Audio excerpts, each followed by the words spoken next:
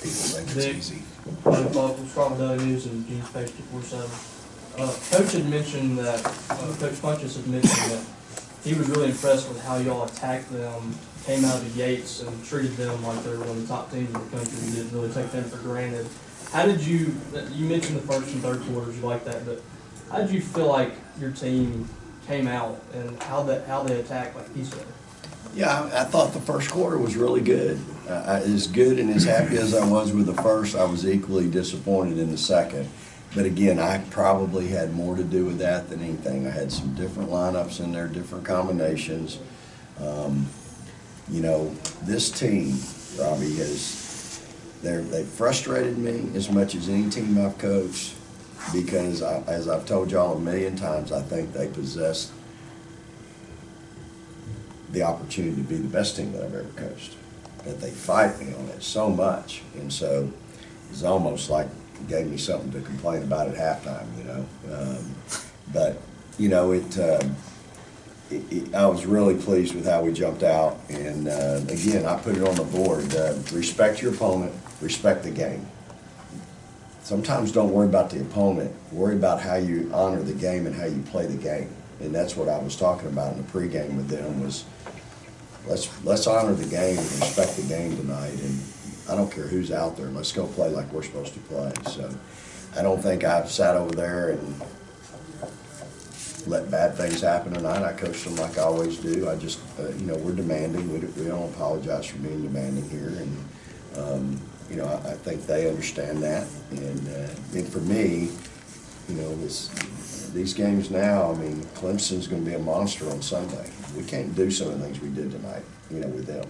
We got to be better. So I was very pleased with the first and third quarter. You know, when you scoring 30-something points in a quarter, that's hard to do. So that's pretty good.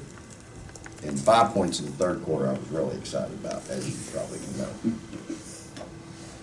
Vic, David Brown from the AP. I noticed right at the end of the third quarter, Jazz made kind of a good decision. You whipped it around the right side, and Andy hit that three-pointer right at the end. You went out and shook Jasmine's hand. I mean, you talk about coaching effort and everything. Is Jazz one of the ones you don't really have to very much? It seems like she's, if there was anyone that's kind of an extension of you, it's kind of her. Yeah, no, you're right on it. You know, she was dialed in tonight, and I just love how that kid's playing. I mean, she affects our team. I told her when she came to the huddle in the into the third, I said, you know, when you're dialed in, when you're up on the ball, when you're pushing the ball train, it just changes our team. It makes our team a #1 seed. You know, and she's done it all year. She's not had a game where she just wasn't into it. And she's really special. As I've told y'all, I'm so frustrated that she's not on the top point guard in the country list. It makes absolutely no sense to me. She's #1 in the country in assist-to-turnover ratio, which is the first stat that's important in that position. And the other stat for a point guard is the W. And she's now quarterbacking a team that's 31-2. I have no clue what those people are looking for if she ain't on that list, and she's not. Amber Dodd, hoopfeed.com. Coach, you've gotten a consistent and efficient performances from Amber time after time this season. Can you kind of talk about how she's grown into her role and what you've expected out of her? Yeah, I'm really pleased with her. You know, she's a tough kid, and that's the kid I recruited.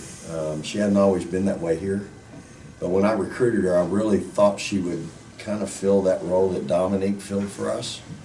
And yet she's got a little bit better shot, maybe. She's a charge taker like Dominique, good help side defender, smart, heady.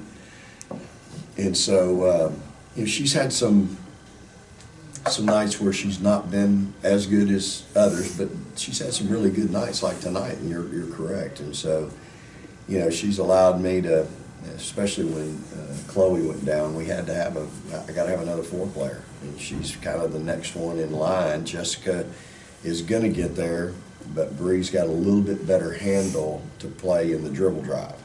And so, even though she's undersized there, she's really a big guard. I mean, when she puts those arms up now, she's long. And so I just really pleased with her again tonight. She had a big game for us. And you're right, she's had some big ones for us this year. Coach Steve Robertson with Jeans Page 247. You said after the SEC tournament you're not going to coach their heart at this point. This time of year with what's at stake, how big a challenge is that to have to do that? Yeah, my challenge with them sometimes is in practice coaching their heart. Steve. This team, and I get it, y'all.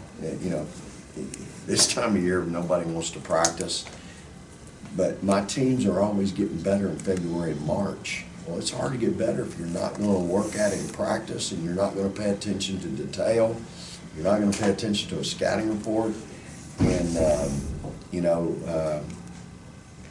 I've just never been one, I was talking to somebody the other day, and they said, well, we're only going an hour and 15 minutes this time of year. Y'all, I can't get through my fundamental work in an hour and 15 minutes in practice.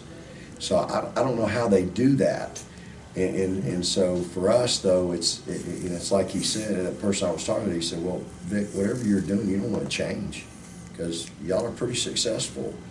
But this team really has challenged me in that area. And so, tomorrow I'm hopeful that they'll come in, and I think they will. I think Clemson will have their full attention, and we'll have a good day tomorrow. Coach Slim from Columbus again. I don't know, when you break down the film, I'm sure you probably make a note of this, but when kids get on the floor. Yeah. And although they didn't play particularly well in the fourth quarter, they were still getting on the floor in the fourth quarter. And maybe, I'm sure you appreciate that. Can you talk about, is that just the culture of these kids? Because they're still flying around like it's, a tie game. Well, Slim, that was, I don't know if you noticed, but one of my kids didn't get on the floor early in the game, and I was really disappointed in that. I pulled him out. And then that was kind of the focal point of part of my halftime disappointment.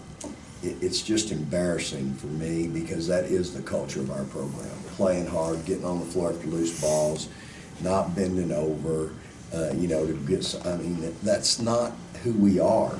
And it's not how we built our fan base. I say it all the time, we wouldn't have 10,000 here if we started out back in 2012 playing 2-3 zone and we just stood around the zone every night. We're not doing that. And there's people all over the country, they got all these McDonald's All-Americans, and they stand around on 2-3, and that's fine, it works for them. But that doesn't work here at Mississippi State. And so that's something that I was disappointed in, with someone during the game, and it was a focal point at halftime. And you know what? That same kid then got on the floor a couple times in the third and fourth quarter. So, and again, that's coaching. You want your kids to play hard. You want them to get on the floor to loose balls, and I do appreciate that. That goes a long way with me. I can forgive a lot of other heartache when those kids are doing stuff like that. And I thought defensively tonight, even our kids that came off the bench came in and they were denying. Zion's up there at half court denying. There wasn't a turnover for Maya. That's what we're interested in. I know you haven't probably done a ton on the scout yet of Clemson, but you know about Amanda's teams and everything. What do you think? I've done enough. Yeah, I've been watching film on South Dakota and Clemson, during the week. So I know, number one, I'm very familiar with Amanda. I think I told you I texted her and just congratulated her on number one, a heck of a year. Number two, being coach of the year in that league. A lot of good coaches in that league, by the way. And she's coach of the year.